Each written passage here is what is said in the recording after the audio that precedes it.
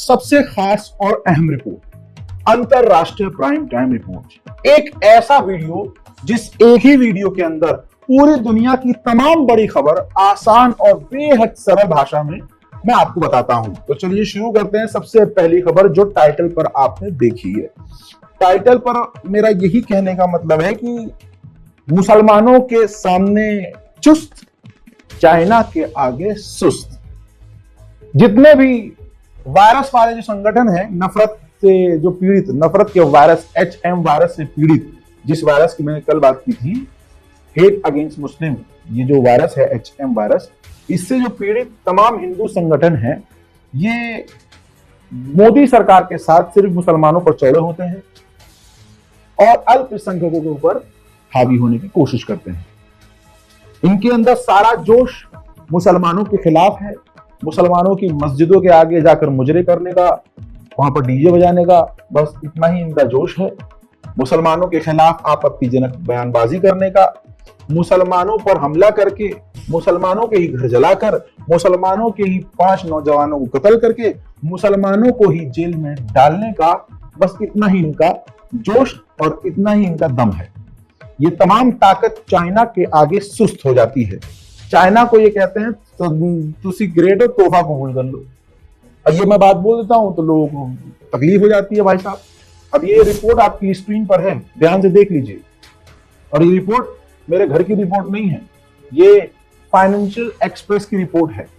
आप जानते हैं लद्दाख के पास हमारी ही जमीन के, मतलब हमारी जमीन जो है लद्दाख की, वहां पर घेराव करके हमारे जमीन के कुछ हिस्से को चाइना ने पूरी तरह से कब्जा रखा है। भारत ने लद्दाख में जो काउंटी कर रहा है, यानी काउंटी एक चाइना का प्रोसेस है, वो जिला बनाता है। जैसे हम जिला बनाते हैं वैसे वो काउंटी बनाता है। तो भारत ने विरोध जताया है, कहा है कि इसका जो चाइना जो क्षेत्र बना रहा है उसमें कुछ हिस्से हमारे हैं, हमारी जमीन पर चाइना कब्जा कर रहा है। भारत ने, देखिए आधिकारिक दैनिक भास्कर का मैं आपको दिखा रहा हूं, जो दैनिक भास्कर में प्रिंटेड है, डॉक्यूमेंट है, लिखा गया है, बोला गया है, भारत में लद्दाख में चीन अवैध कब्जे को कभी स्वीकार नहीं कर रहा है। चीन के नए काउंटी का ऐलान करने से भारत की संप्रभुता पर कोई असर नहीं होगा, न ही इस क्षेत्र में चीन के अवैध और जबरन कब्जे को मान्यता मिलेगी। राजनयिक माध्यम से हम इसकी शिकायत की है।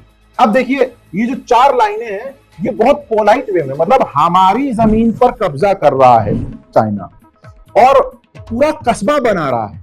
और मोदी सरकार क्या कह रही है, भाई साहब हम आपके इस कब्जे को एक्सेप्ट नहीं करेंगे, इंटरनेशनल लेवल पर हम इसका विरोध करेंगे, लेकिन दम सारा मुल्लों पर दिखाएंगे, मस्जिद के नीचे हम मंदिर उड़ेंगे, दंगे करवा के मुसलमानों को ही मारेंगे और जेल में ठूस देंगे, 10-10 साल बर्बाद कर देंगे लोगों के, फर्जी केस में फंसाएंगे, नाम देखकर गोली मार देंगे कि हाँ भाई याद है ना ट्रेन के अंदर।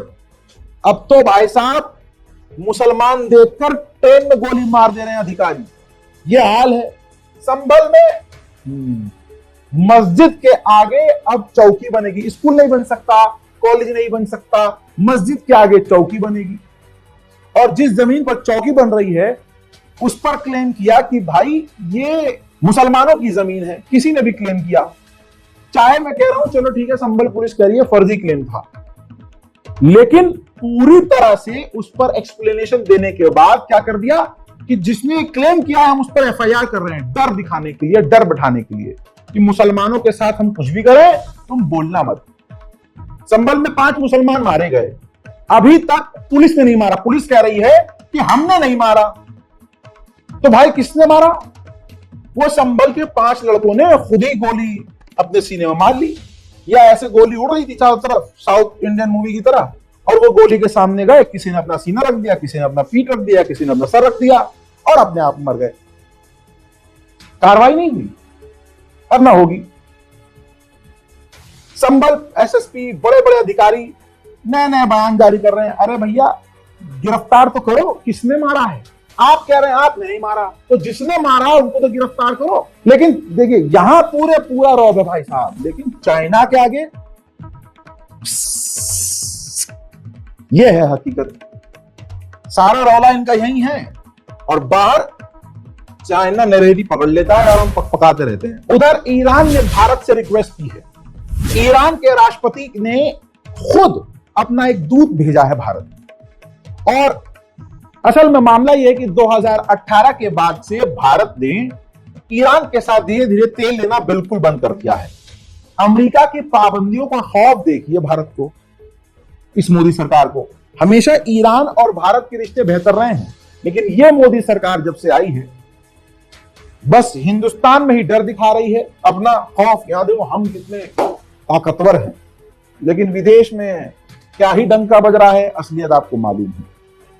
हाल यह है कि अब अमेरिका से डरकर भारत ने तेल लेना बंद कर दिया कि भाई अमेरिका पाबंदी न लगा दे।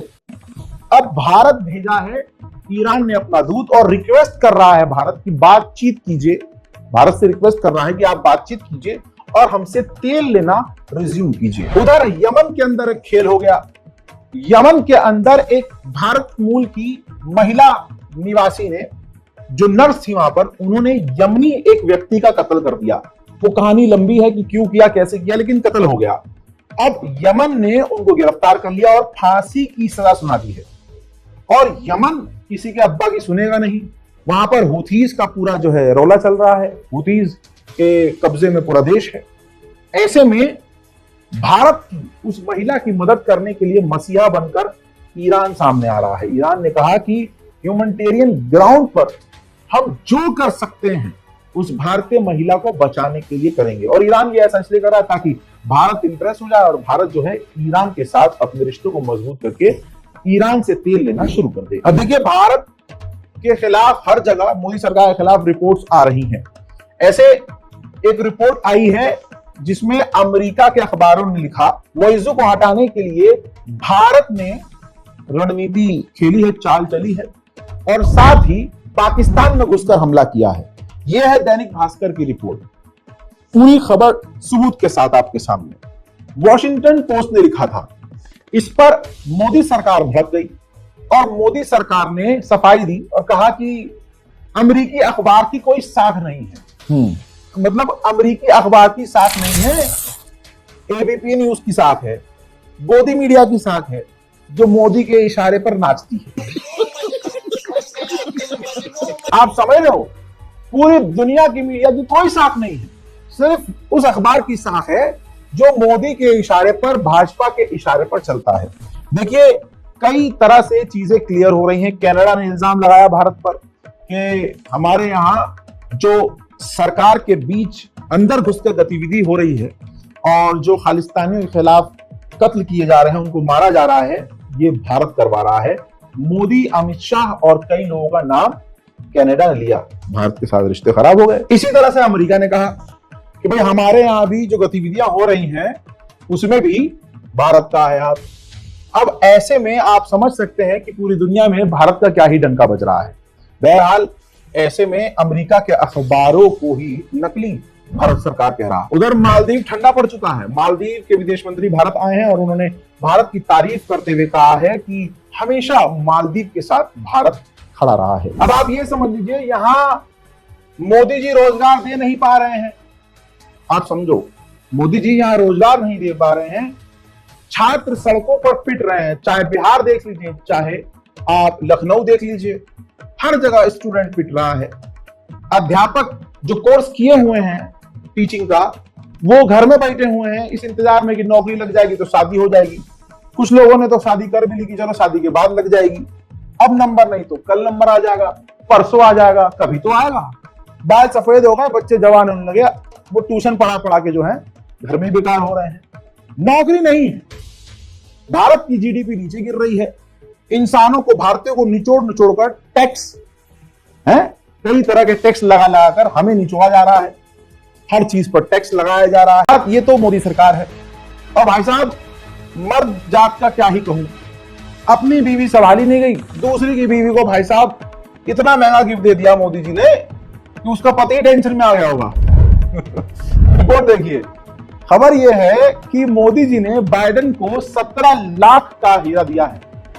यह अमेरिकी राष्ट्रपति की पत्नी को 2023 का सबसे महंगा गिफ्ट बताया गया है, जो अपने पास वो रख भी नहीं पाएंगी। भाई ऐसे गिफ्ट क्यों ही दे रहे हो? जिस बंदे को दे रहे हो वो खुद अपने पास नहीं रख सकता। और 17 लाख का हीरा मोदी जी के लिए कौन सी बड़ी बात है? 15 लाख का तो सूट पहन के चलते हैं हमारे। चलिए आगे बढ़ते हैं।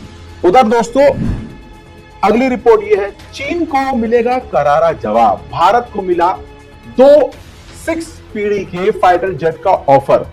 जी हां, सुखोई 57 और F-35 का नाम ही नहीं है। अमेरिका से F-35 की उम्मीद थी, ऑफर नहीं मिला।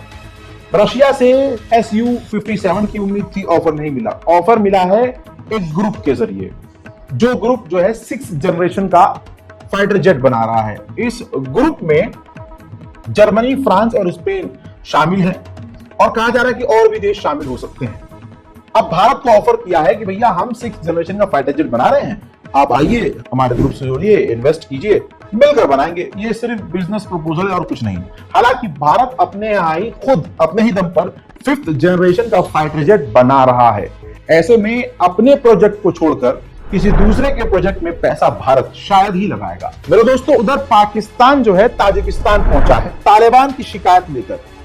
कि आप जानते हैं कि पिछले कई हफ्तों से ये खबरें आ रही हैं कि अफगानिस्तान और पाकिस्तान के बॉर्डर पर लगातार झड़पें हो रही हैं और ऐसी झड़पें कि मिसाइल तक चल रही है, बमबारी हो रही है, टैंक चल रहे हैं, AK-47 चल रही है।